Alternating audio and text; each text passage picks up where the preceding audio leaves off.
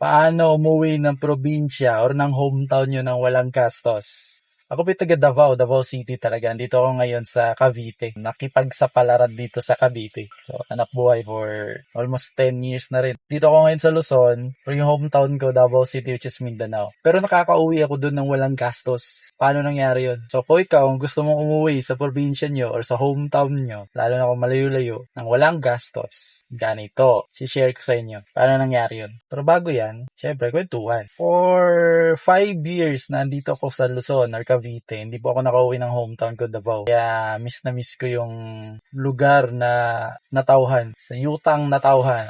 Kaya miss na miss ko yung Yutang natauhan ko, Davao City. Kasi nga, isa sa dahilan, nung pandemic kasi ako andito no? So pandemic, lockdown, so medyo stricto talaga din, no? Hindi ka basta-basta nakakabiyahe, nakakalabas. Pero nung natapos ang lockdown, mga ilang taon din bago ako nakauwi. More than 5 years or 5 years no, hindi ako nakauwi sa hometown ko. So, medyo gigil na rin makabalik or at least na-miss na rin yung lugar na yun. Then, isa din sa dahilan, siguro budget. Siyempre, magastos din pag uuwi. Aeroplano or by land ba, plane ticket, o ganong gastos, papunta tsaka pauwi. Kumbaga, pauwi ng hometown nyo, tapos, syempre, dito na yung hanap buhay sa Cavite or Luzon. Another gastos pabalik dito. Plus, syempre, ibang gastos din yung mga, diba, gala or pasyal-pasyal doon sa hometown nyo. Yeah, yun, hindi nakauwi na for 5 years sa Yutang natauhan. Pero may pabihirang pagkakataon din na dumating. Opportunities ba? May isang kaibigan tayo na sa Davao, buy and seller ng sasakyan. Alam niyang andito tayo sa Luzon or Cavite, so kinontak niya ako.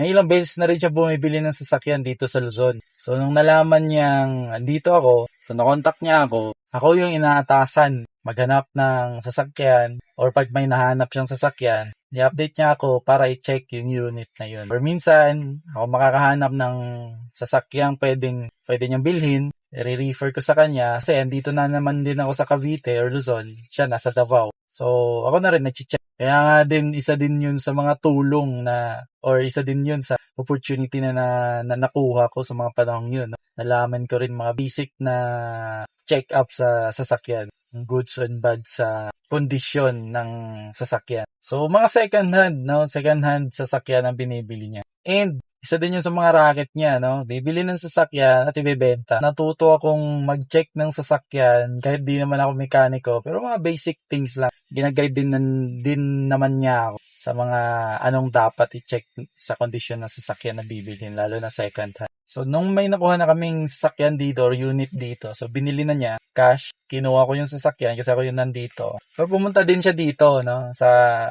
Luzon. So, by plane, pumunta siya dito, and that time, wala pa po akong experience, hindi pa po ako nakapag-by land, Luzon to Visayas to Mindanao. Sumama ako sa kanya, or nagyaya din siya, no, na sumama. So, napasama ako sa kanya. So, from Luzon to Mindanao, Davao, nag-by land kami, dala-dala yung sasakyan na nabili niya. First time yun, and siguro din, no, nag-enjoy din naman ako sa biyahe kasi salitan kami sa pagdadrive. Mostly daytime, ako yung nagdadrive. Pag gabi naman or medyo madilim na, siya yung nagdadrive. Kasi sa kwentuhan namin, komportable siyang gabi yung biyahe. Ako naman, parang di ako komportable sa gabi. Pag araw, medyo komportable naman tayo. So, ganoon na naging salita namin sa pagdadrive ng unit. So, from Luzon, biyahing papuntang Bicol to Samar to Leyte to Surigao to Davao City. Yun yung biyahe namin. 3 days, 2 nights na biyahe. First time gayon. Pero sa first time na yun, doon ako natuto. So, nalaman ko na yun pala yung daan. Luzon, Visayas, Mindanao. Sa mga biyahedor, mga baylan. Libre ako noon. Libre sa pagkain. Kasi nakatulong din naman tayo. Magapalitan naman din kami sa pagdadrive. So, hindi tayo daw lips noon. Daw limpyo lang. Libre ako sa budget noon. So, halos wala din talaga akong gastos. Pati yung pauwi ko. Plane ticket pabalik from Davao to Luzon or Manila. Tapos to Cavite. Libre din niya. So, naging ganun. Yun yung first time. And second second time around, eto na. Ganun pa rin, no? Maghahanapan pa rin kami ng unit dito na pwedeng bilhin. Pag may nakita, bibilhin na, kukunin ko yung unit, ipapark ko saglit sa bahay. Pero the second time around, hindi na siya lumipad from Davao City to Manila para iuwi yung sasakyan doon sa Davao by land. So ako na lang po yung may dala-dala ng sasakyan. From Luzon to Davao City, land travel, ako na lang po yung nagdadala. Simula nun, may ilang beses na rin na pag may nabiling sasakyan, si Bossing, partner natin, kaibigan natin, na buy and seller. Ako nag-check dito, tinitingnan yung sasakyan, pag nabili, ako na rin yung umuwi nun o nagdadala nun papuntang Davao City galing dito sa Luzon.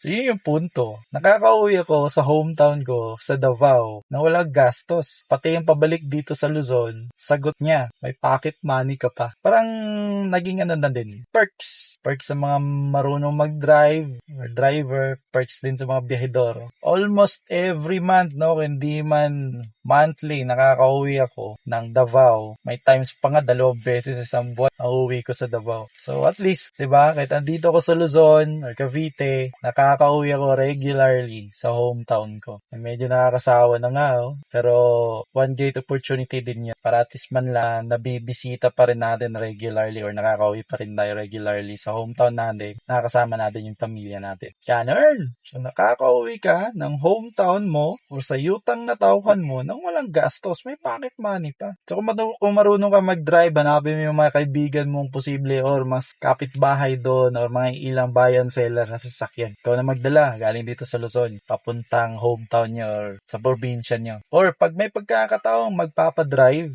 pauwi sa inyo, gumpisa sa libre. Ang problema, pag natuto ka na, magiging posibleng pagkakitaan na rin yan. Side hustle lang pala. Ako din naniniwala, basta ayusin mo lang talaga yung trabaho mo, ayusin mo lang din talaga yung serbisyo na ibibigay mo. May opportunities din talaga na darating sa'yo. Di ko nga ina-expect din na magiging regular ako biyahedor kumbaga or transporter. Nag-i-enjoy din naman ako so far. Binibigay din naman natin yung best natin sa every biyahe, na sa every pagdadala ng sasakyan. Kalaban na natin dito, posible yung mga katamaran or posibleng haluan ng di magandang magawain. So, ganun. Libre ang pag-uwi. Pauwing hometown niya or yutang na dauhan niya. Imagine, Luzon, Cavite, pauwi ng Davao, libre. Anyways, guys, may mga iba't ibang video ako tungkol sa mga land travel or by land na mga biyahe. No? From Luzon, Visayas, Mindanao, gasto sa gas, gasto sa mga roro, budget, kung magkano, nakita niyo sa ibang videos natin. So, please follow, like, and share our FB account and page. No? John D. Lucero po. Meron din po YouTube channel. Ando din po yung mga kapakipakinabang natin ng mga videos. Tikets ulit sa susunod nating videos. Sana'y okay kayo dyan. Maging okay kayo dyan. Ito po si Jan. Daghang salamat!